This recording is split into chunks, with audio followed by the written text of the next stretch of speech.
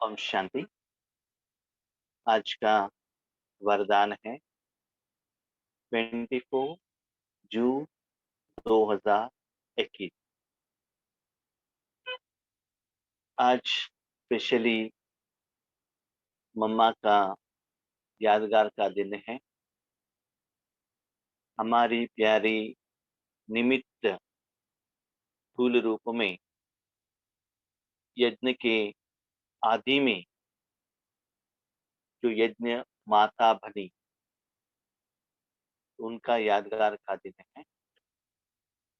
वैसे तो ब्रह्मा बाबा भी बड़ी माँ के रूप में हम सभी के लिए अलौकिक माई है, और शिव बाबा बाप के रूप में है। फिर भी यज्ञ में बहुत सारे बहनें थे, इसीलिए उन लोगों के लिए पालना के लिए बाबा ने मम्मा को निमित्त किया। तो मम्मा में जो विशेषता थी, उस विशेषता को आधार में रखते हुए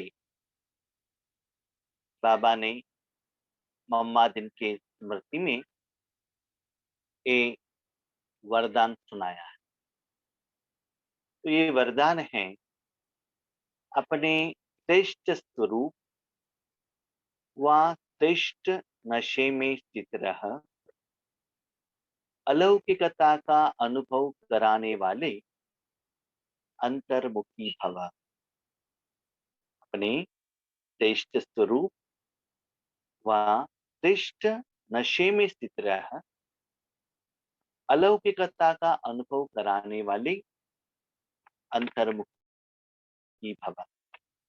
इस वरदान के एक्सप्लेनेशन बाबा कह रहे हैं, जैसे सितारों के संगठन में विशेष सितारों की चमक दर से ही न्यारी प्यारी लगती है,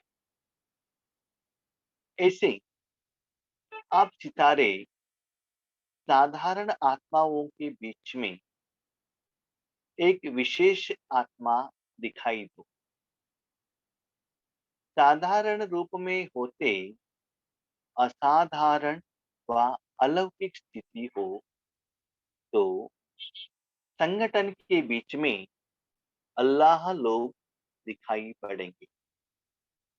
इसके लिए अंतर्मुखी बनकर फिर बाहर मुक्ता में आने का अभ्यास हो। सदैव अपने श्रेष्ठ स्वरूप व नशे में स्थित होकर नॉलेजफुल के साथ पावरफुल बनकर नॉलेज दो, तब अनेक आत्माओं को अनुभवी बना सके। मम्मा को कहा गया है ज्ञानेश्वरी, सरस्वती। तो मम्मा का महावाक्य और योगिक स्थिति और ज्ञान को डेप्थ में समझाने का जो उनका अनुभव कैसे था, इसके आधार पर ये वरदान है। बाबा कहते हैं, बच्चे अपने श्रेष्ठ स्वरूप, स्वरूप, स्व कौन? आत्मा। रूप क्या है? अभी देखिए, पानी ले लीजिए, पानी को किस कलर का कहेंगे? उसको कौन सा टेस्ट बताएंगे? कुछ बता नहीं सकते हैं ना।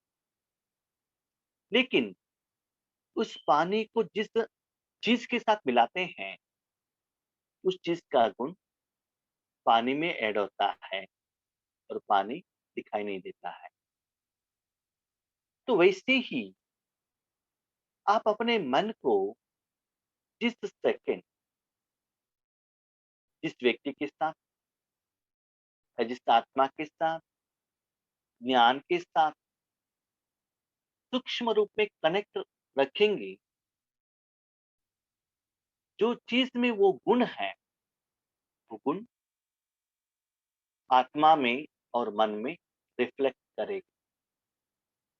फॉर एग्जाम्पल, अपने को शरीर समझ लीजिए। शरीर के ऊपर ऊपर आपने जो कपड़ा पहना है, वही कपड़े का क्लीनलीनेस और उसका कलर ही लोगों को दिखाई देगा। अपने फेस के ऊपर जो भी आप श्रृंगार करते हैं, वही लोगों को दिखाई देता है। तो बाबा ने इस मूल्य में क्या कहा? अंतर्मुख। तो अंतर्मुखी क्या है? जैसे ज्यादातर बहनें लोग शादी में जाने के सोचते हैं, तो क्या करते हैं? शादी में ज्यादातर एक दूसरे का शरीर को देखते हैं। तो उस दिन अकेले रहकर आईना के आगे ज्यादा समय बिताते हैं और उस शरीर को, उनके पास जितना भी साधन है, उस शरीर को क्लीन करने का साधन हो सकता है या सुंदर बनाने का साधन हो सकता है, वो आईने के आगे खड़े रह के चेक करते करते करते करते ज्यादा समय उस दिन शरीर को श्रृंगार करने में बिजी रखते हैं, ताकि उस प्रोग्राम में सभी के आगे मैं सुंदर दिखूं, ताकि सभी लोग मुझे देखें। जिन्होंने ज्यादा गहने पहना है, नया डिजाइन का पहना है, नया वैरायटी का कपड़ा पहना है, नया वैरायटी का डेकोरेशन किया है, वही दिखाई देता है। लेकिन दिखाई देने का साधन, आधार क्या है? वो ऑर्नामेंट, कपड़ा और आपने जो श्रृंगार किया है, ब्यूटी बने ही वो साधन। तो जितना आप अपने शरीर के ऊपर पुरुषार्थ, प्रैक्टिस, कर्म, वर्क करते हो, उसके साथ उसको चेक करते हो, चेंज करते हो, उसके आधार पर आपका शरीर सुंदर दिखता है। जब तक आईने के आगे हो, उसके ऊपर कुछ काम कर रहे हो, तब तक उसका कंट्रोल आपके हाथ में है। लेकिन जब आप शादी पर जाते हो, अपने शरीर के ऊपर अटेंशन ही रहता है। उस समय आपका शरीर जो आए हुए लोग देखते हैं, उसमें सभी लोगों से भी आपका श्रृंगार सुंदर है, तो सभी लोगों के बीच में आप अट्रैक्टिव हो जाते हैं। ये ज्यादातर बहनें नॉर्मल दुनिया में ऐसे चाहते हैं कि हर प्रोग्राम में नया नया वैरायटी का ड्रेस हो, नया वैरायटी का डिजाइन हो, वैरायटी का ऑर्नामेंट हो, ताकि मैं सदा सुंदर दिखूं, सभी सारे ग्रुप में मैं कुछ स्पेशल दिखाई दूं। तो सेम रूल कायदा यहाँ बाबा बता रहे हैं। जब भी आप वाचा सेवा करने के लिए जाते हो, तो पहले अपने मन को अंतर्मुखता के गुफा में, ब्यूटी पार्लर में क्या करो, रख दो, ताकि वो मन सुंदर हो और क्लीन हो। उसके बाद अपने मन को बाबा के ज्ञान के साथ कनेक्शन रखो, नॉलेज के बाद ज्ञान सुनाना स्टार्ट कर। तब क्या होगा? बहुत सारे लोगों का जो ज्ञान सुनाने का जो विधि है, उससे भी आप स्पेशल बनेंगे। इसलिए बाबा ने उसके लिए एक वरदान में एक एग्जाम्पल बताया। जैसे कि दुनिया में सितारे दिखते हैं, कब दिखते हैं? रात में ही दिखते हैं। दिन में सितारे रहते नहीं क्या? रहते हैं, लेकिन दिखते नहीं है। क्यों? क्योंकि सितारे को जो शाइनिंग देने वाला सूर्य है ना, उस समय धरती पर रहता है। उनका पावर इतना स्ट्रांग होने के कारण सितारे रहते हुए भी, चमकते हुए भी, वो चमक लोगों को दिखाई नहीं देता है। लेकिन जब अंधेरा हो जाता है, सूर्य का रोशनी धरती तक नहीं पहुंचता है, तब जो भी धरती में जो लाइट आ रहा है, थोड़ा कुछ, एक है चांद के कारण, दूसरा है वो सितारों के कारण। अभी क्वेश्चन, सितारों को भी उनका शाइनिंग कहाँ से आया? सूर्य से ही आएगा ना। जैसे कहते हैं कि सूर्य की रोशनी से ही सितारे चमक रहे हैं। तो आज आप शादी में चमक रहे हो, उसका कारण Fair and Lovely, lipstick, hair dye, ornament, रेशम का ड्रेस, जो टेलर ने उतना सुंदर सिलाया है। तो वो सभी उनका विशेषता है, सिर्फ एक आप साधन हो। जब आप डेकोरेशन किए बिना आप शादी में जाएंगे, तो आप स्पेशल नहीं बनेंगे। सिर्फ आपके पास ज्ञान रहेगा, लेकिन पावर नहीं रहेगा, तो क्या होगा? सुंदर नहीं दिखते हैं। आपके पास साधन है, लेकिन किसको कहाँ कैसे उसको धारणा करना है, किस परसेंटेज में, ताकि मैं सुंदर दिखूं, ये ज्ञान भी आपके पास नहीं है, तो क्या होगा? वही साधन से आपका शरीर जो सुंदर दिखने के बदले गंदा दिखाई देगा। इसलिए बाबा ने कहा, नॉलेजफुल के साथ साथ पावरफुल भी बनो, स्ट्रांग बनो। आपके पास ज्ञान है, ज्ञान का कुछ कमी नहीं है, उसके साथ साथ योग का शक्ति भी हो, चार्जिंग हो। आपने बहुत कुछ श्रृंगार किया है शरीर को, और रात को भोजन भी नहीं किया, सुबह ब्रेकफास्ट भी नहीं किया, ना चाय पिया ना पानी पी ली, रात को नींद भी ठीक से नहीं किया, और आप शादी में जाएंगे तो आपका हालत क्या होगा? पहले दिन रात से नेक्स्ट डे शादी जाने तक अपने शरीर को श्रृंगार करने में बिजी हो गए। अंदर के शरीर के लिए, एनर्जी के लिए आपने फूड नहीं दिया, तो क्या होगा? उसका असर भी शरीर के ऊपर पड़ेगा ना। तो दुनिया में बाहर के रूप में आप बहुत सिंपल रहो, साधारण, सहज। लेकिन जब ईश्वरीय ज्ञान कहने का समय आता है, या किसी से बात करने का समय आता है, भले मुख से बात करो, चाहे मन से बात करो, चाहे लौकिक वालों से, चाहे अलौकिक वालों, चाहे स्थूल रूप में आगे या सूक्ष्म रूप में, आपको इतना स्पेशल बनना है कि लोगों को लगे, यस, ये आत्मा स्पेशल है।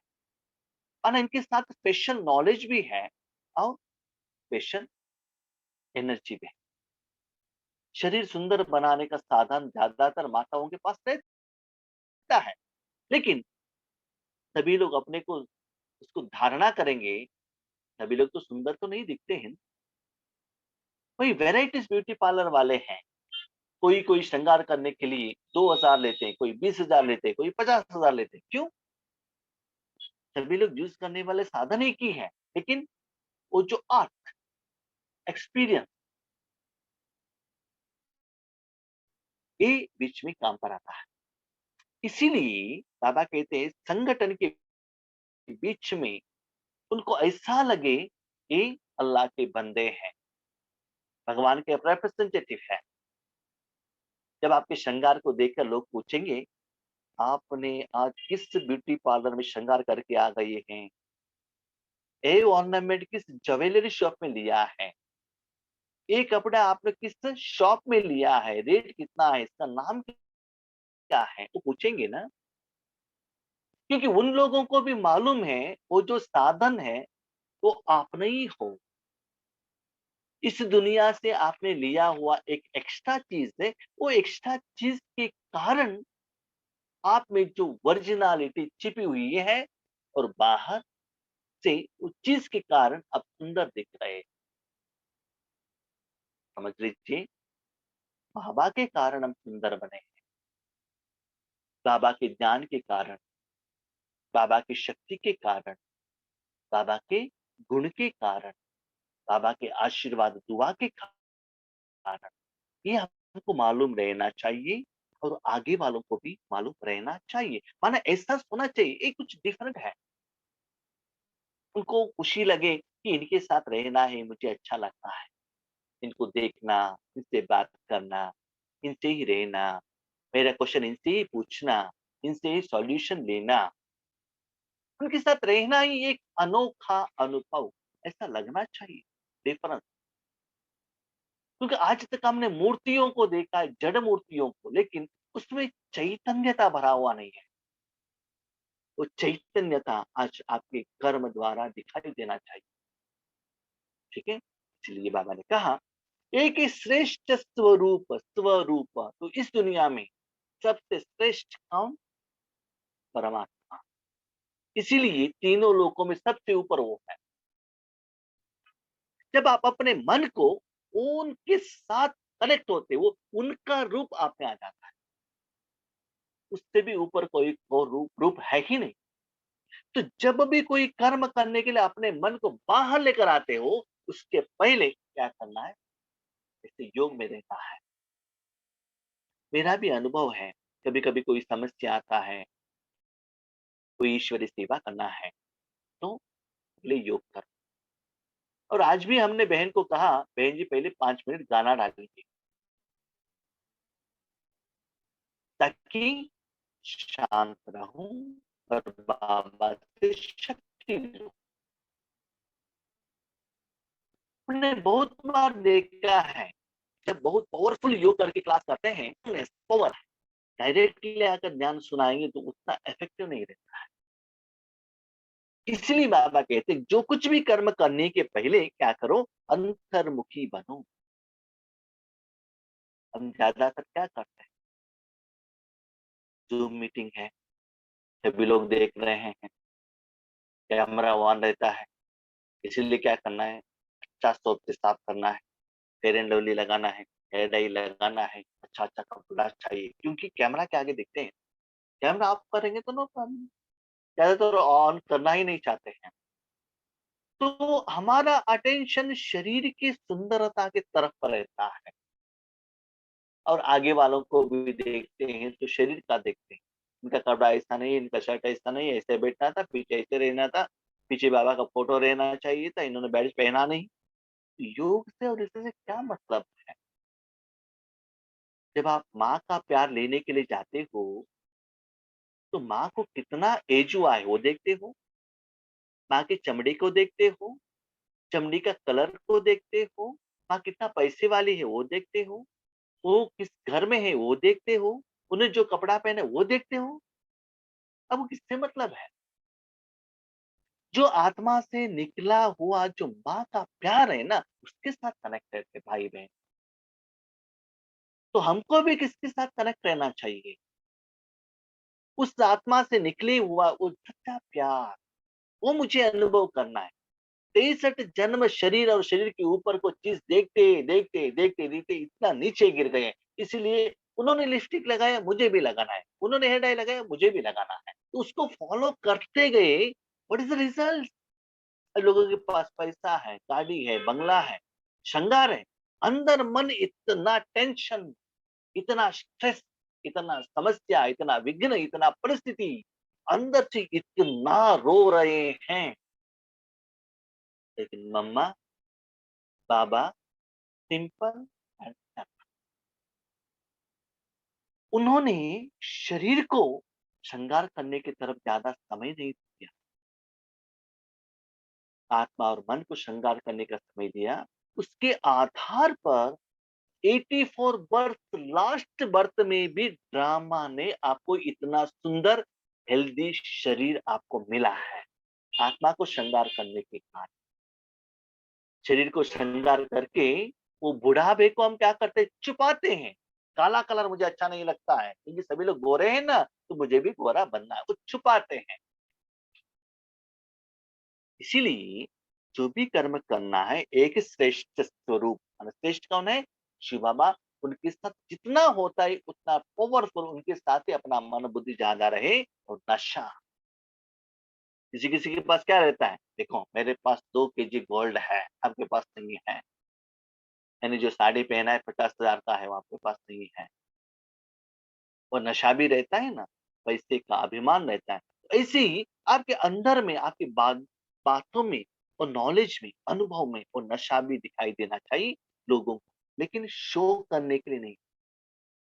कभी कभी हमने भी देखा है, जब नॉलेज सुनाने के समय पर इतना सुंदर नॉलेज सुनाते हैं, शो, लेकिन वहां से स्टेज में निकलते हैं तो सारा रावण का संप्रदाय आ जाता है। ऐसा नहीं था। कल बाबा ने कहा ना, कर्म के समय में भी वो स्थिति हो तो शो मत कर। आपको प्रत्यक्ष होने का जरूरत नहीं है, बाबा को प्रत्यक्ष होने का जरूरत है, लेकिन ये कब होगा? That is one condition is that. एक नियम है, क्या है? वो स्लोगन में बाबा कह रहे हैं, रावण की जायदाद साथ में रख ली तो दिल में दिलाराम टह नहीं सकता। जहाँ शिव बाबा है वहां रावण नहीं है।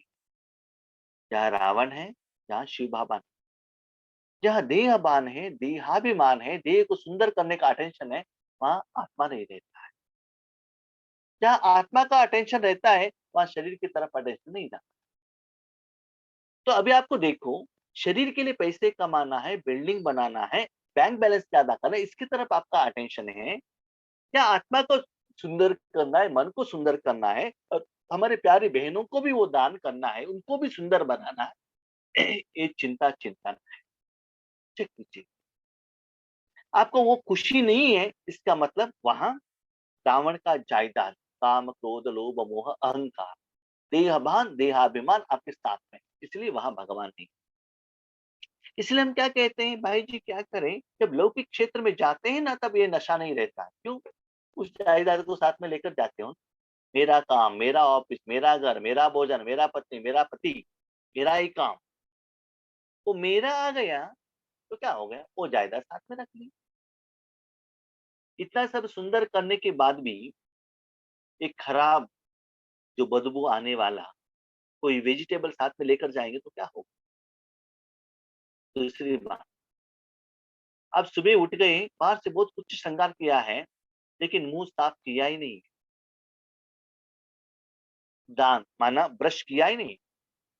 दिखते तो बहुत सुंदर है, लेकिन उनके साथ बात करने के लिए मुंह ओपन करते हैं तो मुंह से क्या होता है ना, बदबू आने लगता है।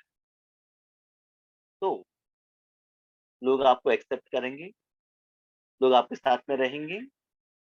शरीर को सुबह क्लीन ही नहीं किया और श्रृंगार करके जा रहे, नए नए कपड़ा पहन रहे, तो what is the reason?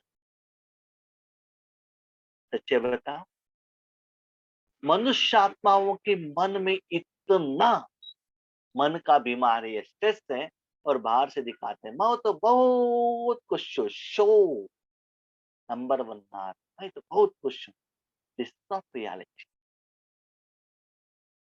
Hospital में जाते इतना दर्द होता है, कहते हैं, पूछते हैं आपका हेल्थ ठीक है, हाँ हाँ मैं अभी शो।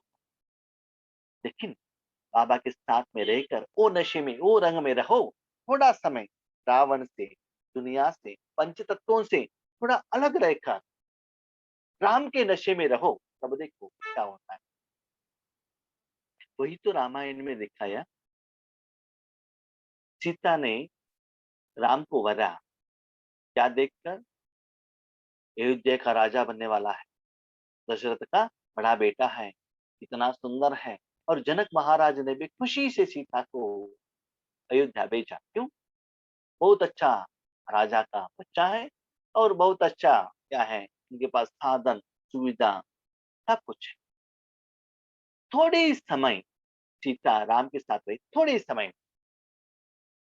उसके बाद राम जब संयमवर करके अयोध्या आ जाता है, मंथरा के कारण क्या होता है, दशरथ के आगे ऐसे संकट आ जाता है। कैकेयी दशरथ से वर मांगती है, उस कारण, राम के हिसाब किताब के कारण रावण को राम को वनवास जाना पड़ता है, क्योंकि वहां भी कुछ कल्याण के लिए रावण का वध करना चाहिए, वो उनका ड्यूटी था, वो कारण था उसके पीछे, वो कल्याण था। ठीक है। तो चाहिए तो सीता उस पैलेस में रह सकती थी, स्थूल सुखों को अनुभव करना है तो।